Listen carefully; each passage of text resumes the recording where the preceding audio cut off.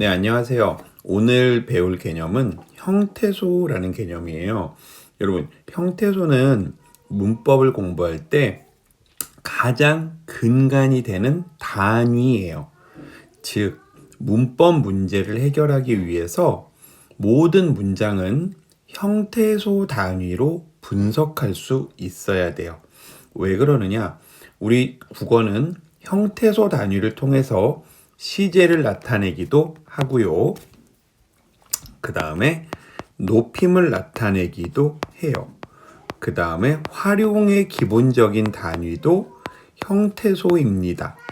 즉, 모든 문법의 구성 자체가 형태소 단위로 되어 있기 때문에 문장을 형태소 단위로 나누는 건 상당히 중요합니다. 자, 그렇기 때문에 형태소의 개념을 정확히 알아두는 것이 중요합니다, 여러분들. 자, 형태소와 단어, 우리 제목이 형태소와 단어라고 되어 있죠? 자, 먼저 단어는 사실 문법에서 그렇게 큰 단위가 되는 것은 아니에요. 그냥 단어는 이렇게 머릿속에 넣어두시면 돼요. 여기 이렇게 정리되어 있죠? 문장에서 자립하여 쓸 수 있는 말, 문장에서 자립할 수 있는 말, 혼자 쓸 수 있는 말 혹은 자립할 수 있는 말에 붙어서 쉽게 분리할 수 있는 말이라고 되어 있습니다. 자, 자립할 수 있는 말에 붙어서 쉽게 분리할 수 있는 말은 무슨 뜻이냐면요. 조사를 우리가 자립할 수 있는 말에 붙어서 쉽게 분리할 수 있는 말이라고 합니다. 자, 기본적으로 간단한 문장이 있습니다. 하늘이 맑다겠죠. 여러분 볼까요? 하늘이 맑다. 지금 이렇게 돼 있어서 여러분들이 약간 혼동이 올 수도 있는데 원래 문장을 쓰자면 하늘이 맑다일 겁니다. 자, 그럼 여기 단어가 몇 개인지를 확인을 한번 해볼까요, 여러분들? 먼저 이렇게를 먼저 봅시다. 하늘은 자립하여 쓸 수 있는 말입니다. 그쵸? 너 뭐 봐? 나 하늘. 가능하네요. 하늘. 가능하네요. 자립해서 쓸 수 있습니다. 그 다음에 이 뒤에 이는 우리가 여러분 알고 있겠지만 조사인데요. 이 조사는 하늘이라는 명사에 붙어 있어 얘가 뭐 역할을 하도록? 주어의 역할을 하도록 만드는 주격 조사입니다. 그죠, 여러분들? 그런데 분리가 돼요. 왜 분리가 되냐? 하늘이 맑다도 되지만 하늘은 맑다도 되고요. 하늘도 맑다도 되고요. 하늘만 맑다도 되고 하늘조차 맑다도 가능하죠. 그죠? 조차인데 글씨가 조금 이상해졌네요. 하늘조차 맑다. 이런 것도 다 가능하잖아요, 여러분들. 그죠? 그러면 이가 분리되고 다른 보조사들이 붙을 수 있다는 것은 쉽게 모아가 가능하다, 분리가 가능하다라는 뜻이 됩니다. 그러면 하늘이 하나의 단어고 이가 하나의 단어고요. 그 다음에 맑다가 독자적으로 자립해 띄어쓰기 돼서 쓸 수 있는 하나의 단어가 되겠죠. 뭔 소리인지 알겠죠? 막과 다는 쪼갤 수 없어요. 단어 입장에서는 쪼갤 수 없습니다. 이따가 형태소를 볼 때는 쪼갤 수 있을 텐데 단어에서는 쪼갤 수가 없습니다. 혼자 쓰일 수 없잖아요. 그죠? 자, 여러분 문법이라는 거 이제 본격적으로 지난 시간까지 우리가 의문의 변동 파트를 공부했잖아요. 근데 사실 의문의 변동은 독자적인 혼자서 존재하는 그냥 하나의 문법 파트일 뿐 다른 문법 내용에 크게 영향을 주지는 못해요. 하지만 오늘부터 배우는 개념은 일종의 계단 같은 거여서 형태소를 배운 다음에 품사를 배우고 품사를 배운 다음에 문장 성분을 배우고 문장 성분을 배운 다음에 문장 구성을 배우고 문장 구성을 배운 다음에 문법 요소를 배우게 돼요. 이 각각의 단계를 제대로 밟지 않으면 그 다음 단계를 넘어갈 수가 없게 되어 있습니다. 그래서 오늘부터 하는 건 정말 꼼꼼히 잘 공부를 해 두셔야 합니다. 자, 단어에 대해서 다시 한번 우리가 확인을 해 볼게요. 단어란 두 가지 조건이 있다. 자립하여 혼자 쓸 수 있는 말이며 동시에 자립할 수 있는 말에부터 쉽게 분리할 수 있는 말, 요 두 가지 조건을 우리가 단어라고 하고요. 여러분, 지금 우리 교재에서는 하늘이 맑다 하나만 나와 있는데 하나만 더 해볼까요? 문장 하나만. 유나가 밥을 먹었다라는 문장이 있다고 보죠. 자, 그럼 이건 몇 개의 단어일까요? 생각해 볼까요? 맞아요. 유나가 밥을. 자, 여러분, 먹었다는 몇 개의 단어가 되죠? 그렇죠. 하나의 단어가 됩니다. 이렇게 하나가 되죠. 그래서 하나, 둘, 셋, 넷, 5개.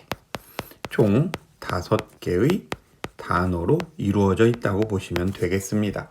앞으로 우리가 문제를 풀면서 이런 것들을 확인할 기회가 계속 있기는 할 텐데, 일단 머릿속에 단어라고 하면 문장에서 자립해서 혼자 쓸 수 있는 말이며 혹은 그 자립할 수 있는 말에 붙어서 쉽게 분리할 수 있는 말이다 정도의 개념은 머릿속에 넣어두시는 게 좋겠습니다. 자, 본격적으로 이제 오늘 배우게 되는 형태소에 대해서 공부를 한번 해보도록 하겠습니다. 자, 형태소는 일단 개념을 정확히 확인해 둡시다. 의미를 가진 가장 작은 말의 단위라고 되어 있습니다. 여기서의 근데 의미가 첨삭이 되어 있죠? 실질적 의미와 문법적 의미라는 말로 구분이 되어 있습니다. 그러면 이거는 이렇게 다시 한번 정리를 할 수가 있겠습니다. 의미나 기능을 가진 가장 작은 말의 단위이다. 실질적 의미를 가지고 있거나 문법적 기능 혹은 문법적 의미를 가지고 있다고 보시면 되겠습니다. 형태소란 의미나 기능을 가진 가장 작은 말의 단위고요. 만약에 그 형태소 단위에서 더 쪼개버리면 더 이상 의미를 나타낼 수 없는 단위가 되기도 하겠습니다, 여러분들. 자, 예를 들어 볼까요? 사과. 이거 몇 개 형태소겠어요? 맞아요. 하나의 형태소겠죠. 사하고 과를 쪼갤 수는 없잖아요. 얘는 하나의 실질적 의미를 가진 형태소가 되는 겁니다. 자, 그러면 하나만 더 해볼까요? 우리가 덜 익은 사과를 풋사과라고 합니다. 그럼 이거는 몇 개 형태소가 될까요? 맞아요. 2개 형태소가 됩니다. 사과라는 실질적 의미의 풋이라는 걸 우리가 뭐라고 부르냐면 접두사라고 부르는데, 이게 이제 학생들이 많이 헷갈려하는 부분이고 내일 동영상 학습에서 우리들이 다시 한번 점검을 할 내용이기도 한데, 접두사는 실질적 의미를 가지는 게 아닌 문법적 기능을 하는 형식 형태소, 문법적 기능을 하는 형식 형태소로 분류를 하게 됩니다. 자, 요건 우리가 다시 한번 확인을 하게 될 거예요. 아무튼 우리가 여기에서 알아야 될 건 이 형태소가 몇 개라는 거? 맞아요. 2개라는 거 정도는 확인해 두시면 될 것 같습니다, 여러분들. 자, 그럼 이제 형태소 다시 한번 정리하겠습니다. 의미나 기능을 가진 가장 작은 말의 단위를 우리가 형태소라고 하며, 그 형태소는 실질적 의미를 가진 친구가 있고 문법적 의미를 가진 것이 있습니다. 의미를 가지고 나눴을 때 그렇다는 거예요. 실질적 의미를 가지고 있다는 것은 구체적인 대상 혹은 동작, 상태를 나타내는 실질적인 의미를 가지고 있는, 우리가 이거를 실질 형태소, 이따가 표로 배울 거예요. 실질 형태소라고 하고요. 문법적 의미라는 건 시간, 높임, 종결, 피동, 사동과 같이 문장 안에서 어떤 문법적 기능을 나타내는 것을 우리가 형식적 의미라고 하며, 이걸 우리가 형식 형태소라고 합니다. 여기 예시 문장이 하나가 있는데, 아기, 당연히 실질적 의미를 가지고 있겠죠. 사과, 맞아요. 실질적 의미를 가지고 있겠습니다. 여러분, 먹었습니다에서는 가만히 생각해봐요. 먹었습니다에서는 어디에 의미가 지금 들어있는 건가요? 맞아요. 먹의 의미가 들어있겠죠. 요 3개, 아기와 사과와 먹은 의미를 가지고 있습니다. 그런데 가와 풋과 아까 했었죠. 풋과 를과 엇과 습니다 같은 경우에는 그렇죠. 문법적 의미를 가지고 있습니다. 먼저 가와 을은 조사입니다. 가는 주어의 역할을 하게 만들어주고요. 을은 목적어 역할을 하게 만들어줍니다. 풋은 접사입니다. 제가 아까 말했죠. 그 중에서도 앞에 붙어 있으니 접두사고요. 사과라는 단어에 어떤 또 다른 뜻을 더해주는 기능을 하고 있습니다. 덜 익은이라는 뜻을 더해주는 기능을 하고 있죠. 그럼 이렇게 생각할 수도 있어요. 이거는 그냥 간단하게 설명하고 다시 한번 설명할 건데, 자, 잘 들어봐요. 그러면 선생님, 풋이라는 말은 분명히 의미가 있지 않냐 이거예요. 덜 익은이라는 의미를 가지고 있으니 의미를 가지고 있으면 실질적 의미를 가진 형태소에 들어가야 되지 않습니까? 않을까? 라고 하는 생각을 의문을 가질 수 있어요. 이건 상당히 합리적인 의문이고 가질 수 있는 생각입니다. 그런데 우리는 이렇게 정리하기로 했습니다. 여러분, 이 접사라는 건 의미를 가지고 있는 접사도 있고요. 그냥 문법적 기능만을 하는 접사도 있습니다. 그런데 가만히 살펴보니 우리가 문법적 기능을 하는 접사가 의미를 가진 접사보다 훨씬 많습니다. 뭐라고요? 문법적 기능을 하는 접사가 의미를 가진 접사보다 훨씬 많습니다. 풋 같은 경우에는 어떤 의미를 가지고 있는 접사입니다. 아직 덜 익은이라는 뜻에. 그런데 이런 거 볼까요, 여러분들? 먹다에서 다를 빼버리고 이라고 하는 이걸 우리가 명사 파생 전미사라고 부르거든요. 얘도 접사예요. 얘를 우리가 명사 파생 전미사라고 부르는데 이 경우에는 먹다라는 동사를 먹이라고 하는 명사로 바꾼 겁니다. 이런 동사에서 명사로 문법 품사를 변화시키는 기능을 하는 문법적 기능을 하거든요. 이 경우에는 여러분 생각해봐요. 이 이는 의미가 있나요? 없죠. 이런 게 이제 전미사, 명사 파생 전미사 이라고 하는데 이런 접사 종류가 훨씬 많습니다. 그러니까 어떤 의미를 가진 접사보다는 이러한 문법적 기능을 하는 접사가 훨씬 많기 때문에 우리는 약속을 한 겁니다. 모든 접사는 그냥 문법적 기능을 한다. 그래서 형식 형태소다 라고 같이 정리하기로 약속을 해놓은 겁니다, 여러분들. 이 얘기는 앞으로 몇 번 더 할 거니까 지금 한번 들어두고 그때 또 듣고 해서 정리를 머릿속에 해두시면 좋겠습니다. 자, 그 다음에 엇은 과거 시제를 나타내죠. 씁니다는 높임의 의미를 나타내고 있습니다. 자, 이런 것들이 이제 우리가 문법적 기능을 하는 형태소라고 보면 되겠습니다, 여러분들. 형태소와 단어의 관계 참고가 나와 있는데 형태소는 단어보다 더 작거나 같은 단위이다. 이게 무슨 소리냐면 여기 하는 대표적으로 봅니다. 돌다리.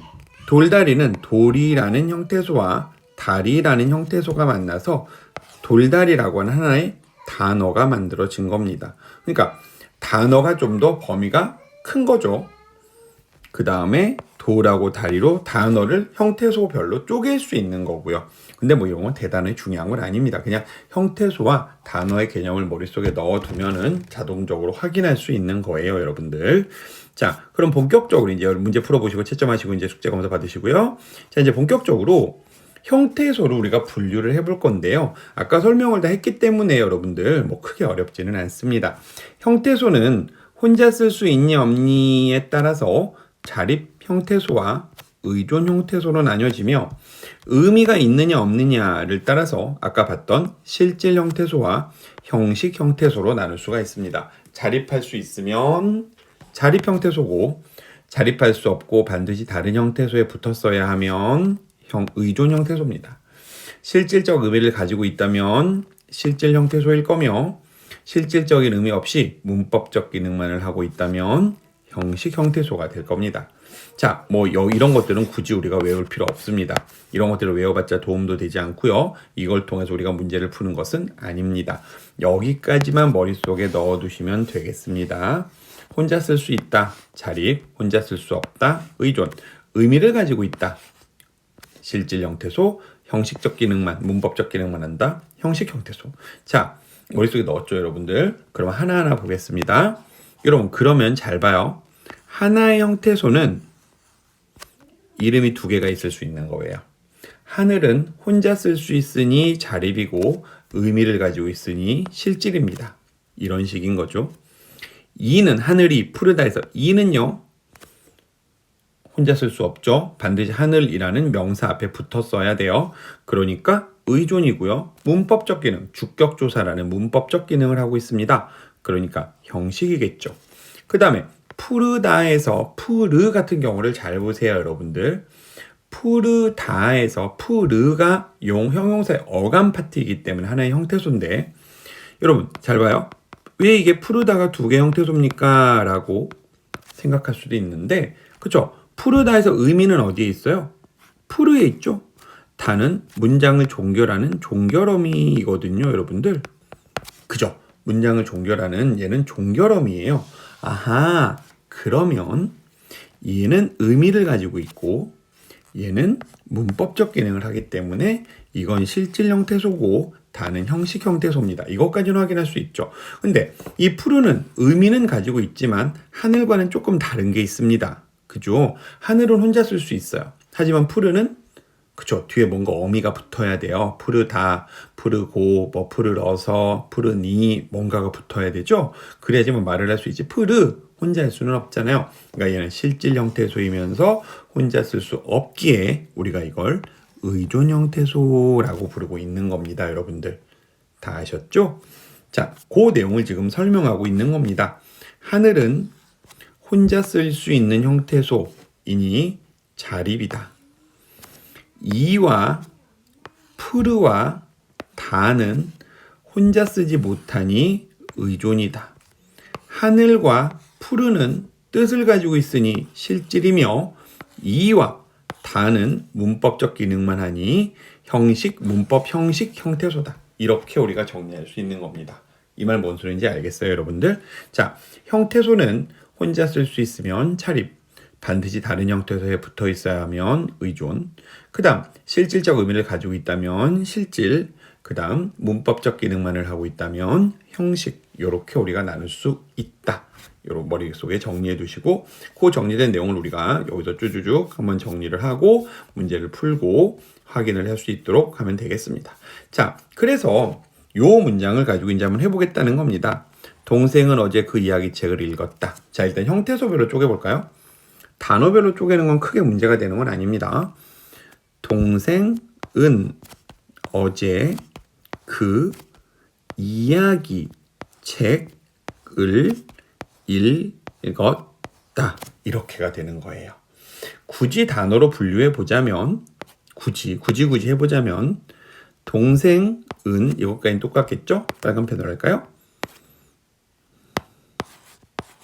어제 그 이야기책을 읽었다. 이렇게가 이제 단어 구분일 겁니다. 여기다 나와 있죠?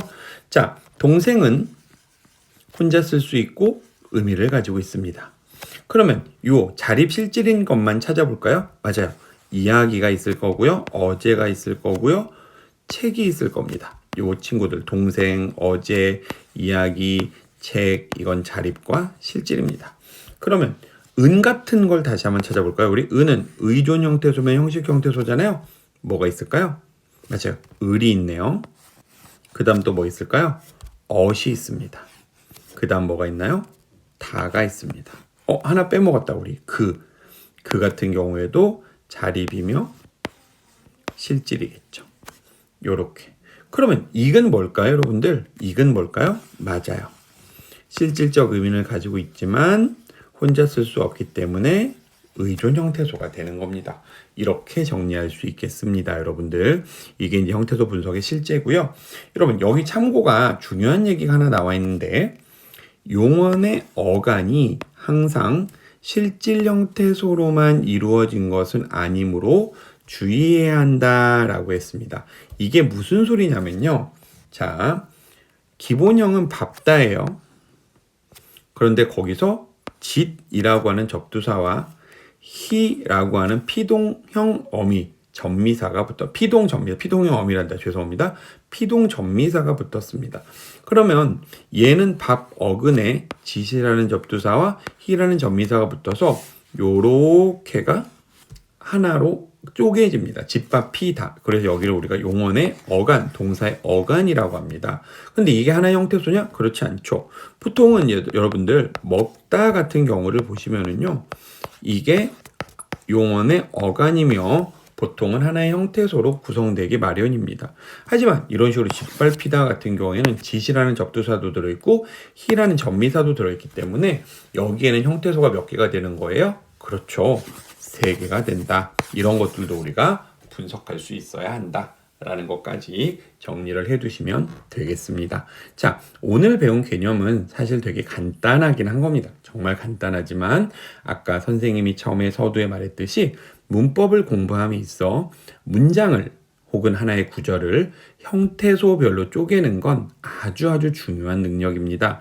하여 수업 시간에 다시 한번 우리가 이거를 점검을 한 번 더 확인을 할 거고요. 여러분들 확인을 할 거고요. 여러분들도 이 문제 잘 풀어서 여기 있는 것들 잘 풀어서 연습해서 가져오시면 좋겠습니다.